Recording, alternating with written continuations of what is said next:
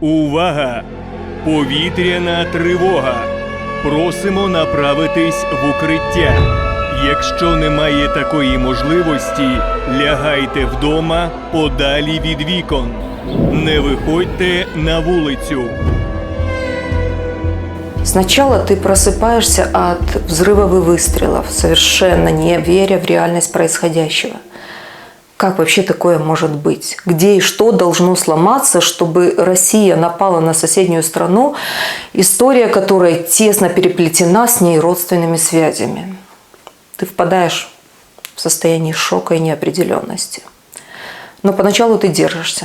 Просто дети заставляют тебя делать это. Ведь война – это точно не детское дело. И твой материнский долг – защитить их от возможного голода, боли и страданий. У тебя есть правило двух стен. Это когда внешняя стена защищает от взрывной волны, а внутренняя от возможных осколков. И поэтому ты вместе с детьми привыкла спать на полу в коридоре. А днем, во время многочисленных авианалетов, работать здесь же, сидя на полу, в обнимку с любимым собакой и детьми, среди одеял, карематов и детских игрушек. Несмотря на то, что здесь постоянно сквозняк, холод, а у нас сейчас отопления нет, то мы, собственно, все равно здесь спим, надеясь, что это хоть как-то нас убережет. Ты научилась по звуку отличать, когда стреляют наши и когда бьют по домам твоего города.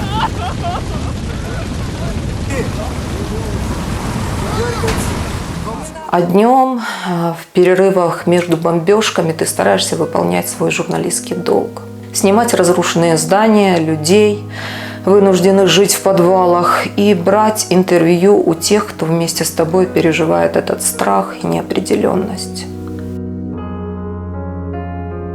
Ты привыкла к пустым полкам магазинов. Ведь город в окружении, и завести продукты практически невозможно. Распродают, по сути, то, что осталось на складах в городе. Ты привыкла к пробирающему насквозь холоду в квартирах. Ведь городскую теплоцентраль россияне разбомбили в первые дни войны, и на улице минусовая температура, соответственно, в домах тоже жуткий холод. Ты привыкла к кромешной тьме по вечерам, когда не работает городское освещение, в домах отключается электричество, и город погружается в светомаскировку и комендантский час. Вот в этой кромешной темноте по вечерам и по ночам, которая наступает, и когда не видно даже собственной руки, фонарик, вот этот летучая мышь, нас реально выручает. Он заряжается днем за счет солнечных батареек, и ночью это в буквальном смысле наша палочка-выручалочка. Даже не представляю, как бы мы были без него. Ты постепенно ко всему этому привыкаешь, как-нибудь выживем. А потом российский летчик среди бела дня запускает ракеты по жилому дому в соседнем микрорайоне.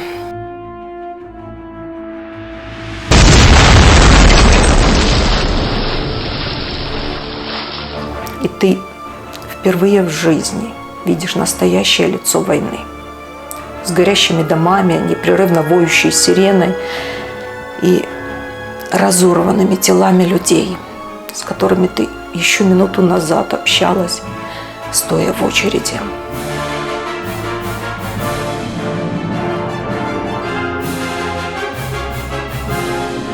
3 марта прилетело от нашего братского народа.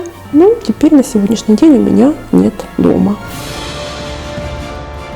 Это был именно первый такой большой травмирующий опыт, ну, именно для нашего города, потому что попала в жилой район, и умерло очень много человек. А дальше идет все по нарастающей. Оккупанты обстреливают районную больницу, школу, городской стадион и библиотеку. И все это недалеко от твоего дома.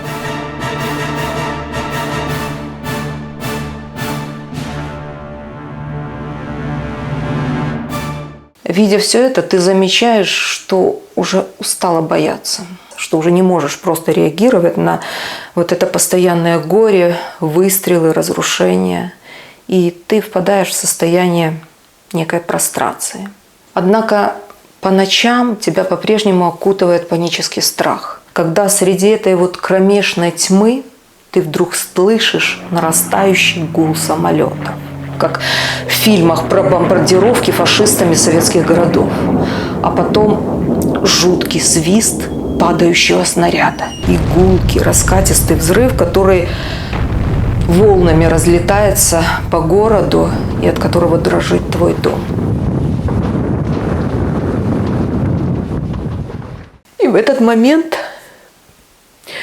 ты стараешься как можно плотнее накрыть своим телом лежащих на полу детей, чтобы защитить их от возможных осколков. А потом российская авиация уничтожает подстанции, которые снабжали электричеством твой город.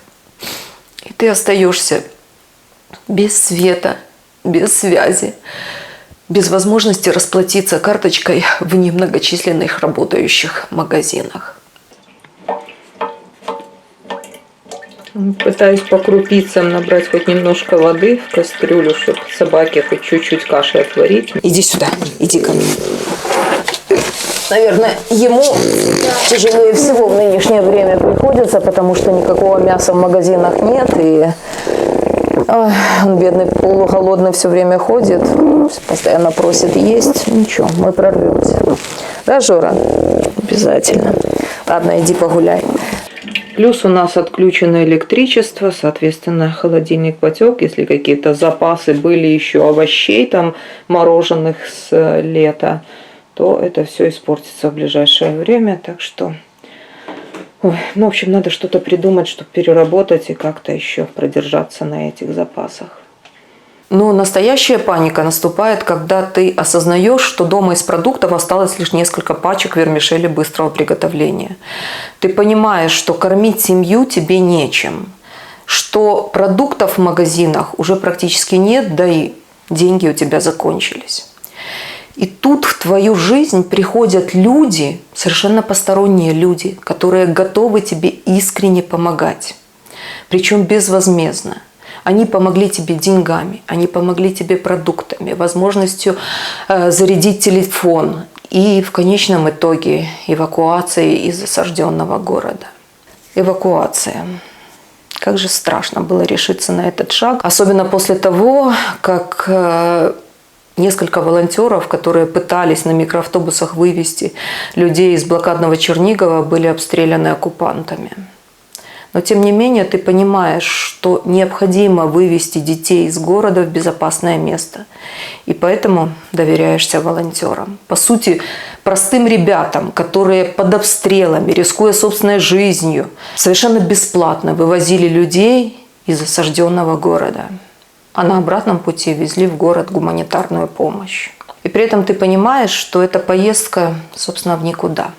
Куда-то, куда хватит сил. Никакой определенности здесь нет. Ведь у тебя нет родственников или близких друзей за границей.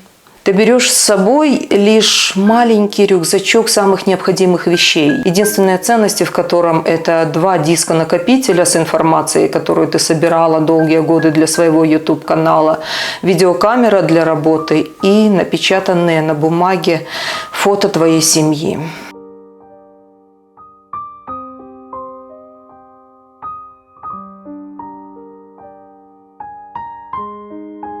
Ты смотришь на свою квартиру, где прошла значительная часть твоей жизни, где родились и выросли твои дети. Этот прощальный взгляд, и ты не знаешь, сможешь ли ты вновь вернуться сюда, будет ли тебе вообще куда возвращаться.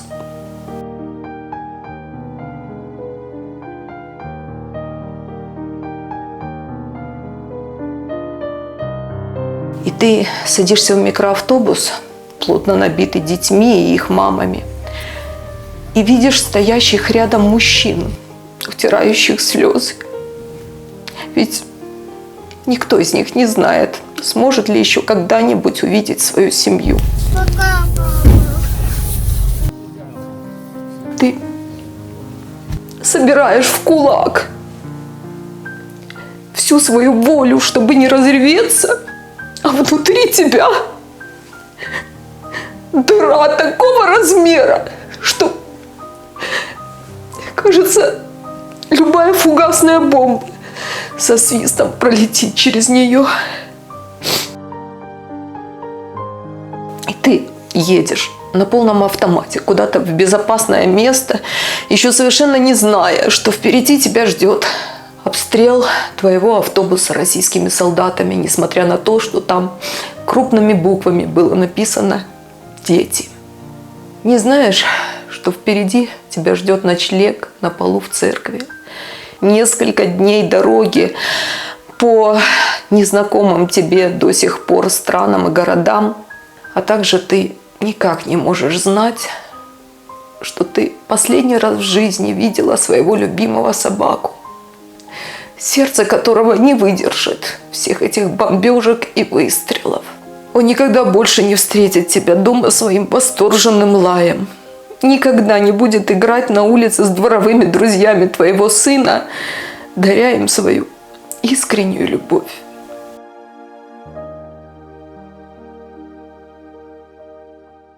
Но все это будет потом. А сейчас ты уехала из своего родного города, и, по сути, некая виртуальная дверь за тобой захлопнулась. Ведь через несколько дней после отъезда россияне обстреляли мост, который был единственным связующим звеном города с внешним миром. Кольцо блокады замкнулось.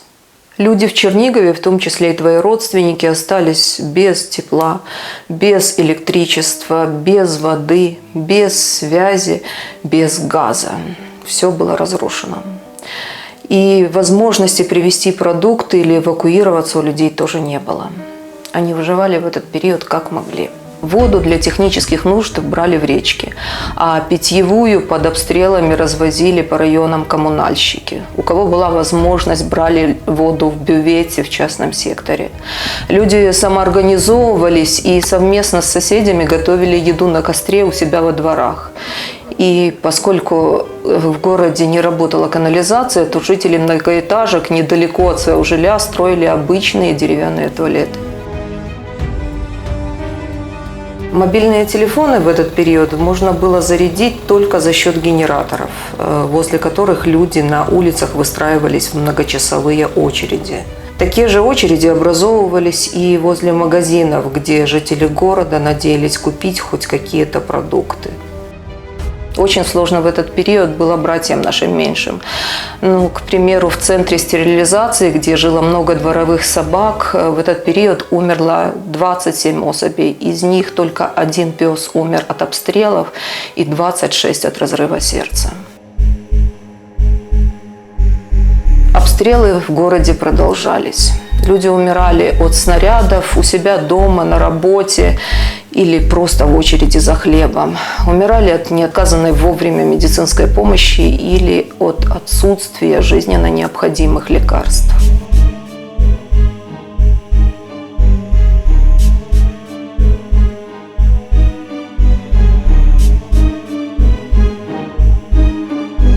А похоронить нормально в этот период людей не было возможности, ведь городское кладбище постоянно было под обстрелом россиян.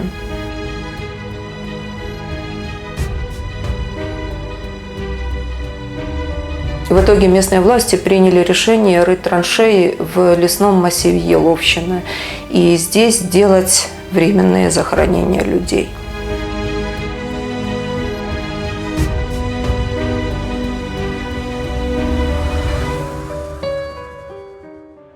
Эта война изменила очень многое. Она украла наш покой, украла наше благополучие. Она украла у детей детство, а у наших родителей спокойную старость. Она точно оставила след в каждом здравомыслящем человеке. И уж точно изменила планы на жизнь многих людей на Земле. И, конечно же, мой канал тоже изменился. Теперь, кроме Чернобыльской катастрофы и, соответственно, войны с радиацией, я буду на нем рассказывать про войну, свидетельницей которой стала я лично. Да и многие другие, с кем я вместе жила в Чернигове, с кем эвакуировалась и с кем общаюсь сейчас в эмиграции. Вскоре вы услышите интервью с женщиной из Донбасса, которая уже дважды пережила войну, супружеской парой из оккупированного села Киевской области, беременной женщиной и ее мамы из Мариуполя, а также послушайте рассказ инвалида-колясочника из Киева, в дом которого попал российский снаряд. Так что, если у вас хватит смелости посмотреть в глаза всем этим людям, то я буду рада видеть вас на своем канале. Я жду от вас взрослых, адекватных комментариев и готова к конструктивному диалогу. А на сегодня я прощаюсь с вами. Как говорится, встретимся на баррикадах.